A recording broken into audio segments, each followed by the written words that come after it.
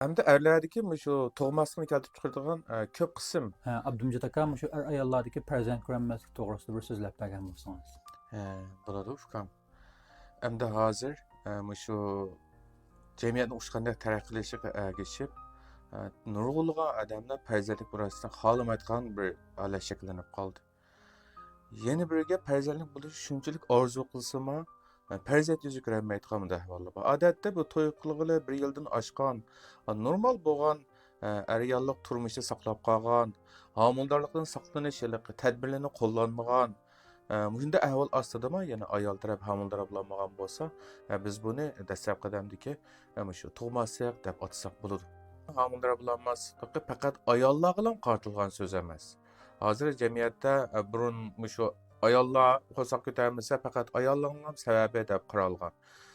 Keyin shu tibobat ilminiga taraqqiy qilishga ergashib, bu qo'saq ko'tarmaslik xolos ayollarning mas'uliyati emas, balki erlarning ham shunda o'zining badan safosi tuvan, badanda ba'zan erlar kasalligiga oid kasalliklar ko'rgan chog'ida shu homila yoki farzand ko'rolmaslikka daxli etganligini isbotlab chiqdi.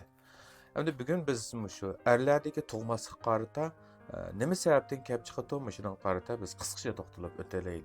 Endi erlardagi shu tug'maslikni keltirib chiqaradigan ko'p qism sabablarninki birisi shu tashqi jinsiy a'zo ham ichki a'zolarninki yetilishining normal bo'lmasligi g'ayirligi sababidan shu erlardagi tug'maslik keltirib chiqarib qo'ydi.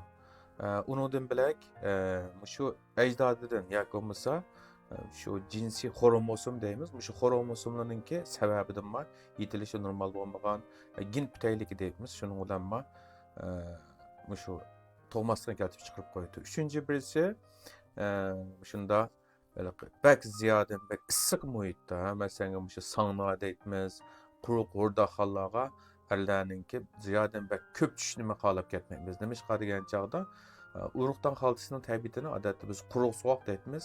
Ziyodan bak issiq muhit bu urug' xaltisininki spermini saqlashga ta'sir yetkazadi.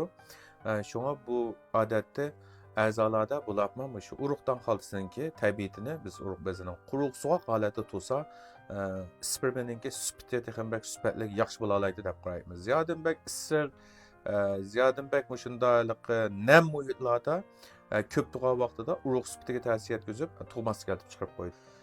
Ayol doktorxonaga borib tekshirtgandan keyin er tarafninki urug'ininki sifatining nachar deb diagnozni qo'lga topshirib berdi.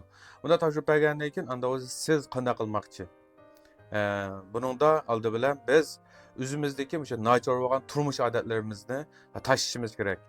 Masalan, tamaki chekmayli, haraq ichmasligimiz kerak, uningdan bilak kechsi tunimasligimiz kerak. Yana biriga noyda bak sovuq bo'lgan shu urug' bezini yoki urug'dan xaltisininki ho'lligini oshib o'tadigan yemak-ichmaklardan bir mezgil o'zimizni tortishimiz kerak. Masalan, shunda lampong, rang pizza, xogo, malachar, tayyor cho'p, shularning hammasi ranglik sovuq ichimliklar qatori to'nglatqudagi ranglik sovuq ichimliklar urug'danninki shu namligini olib o'tib, urug'ninki sifatini tuvanlashtiradi.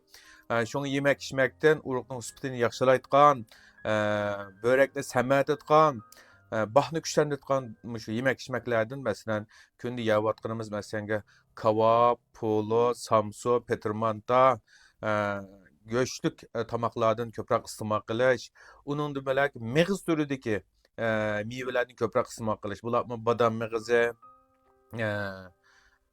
qatorliq yogo masalan mushularma urug' sifatini yuqori ko'tarib berdi.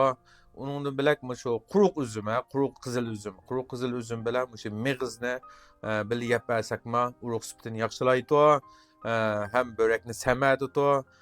Spermining yoki urug'ninki shu hayotiy kuchini ham bak oshirdi. Uningdan bilak doğrulardan bo'lsa, shu tibobat doğrularımızdan lububa kebir, majini so'lab, muqovbah ambri qatorliq shu doğrularma urug'ingizningki harakatchanligi, hayotiy kuchini ham yuqori ko'tarib, farzandlik bo'lishingizga turtkilik rol o'ynaydi.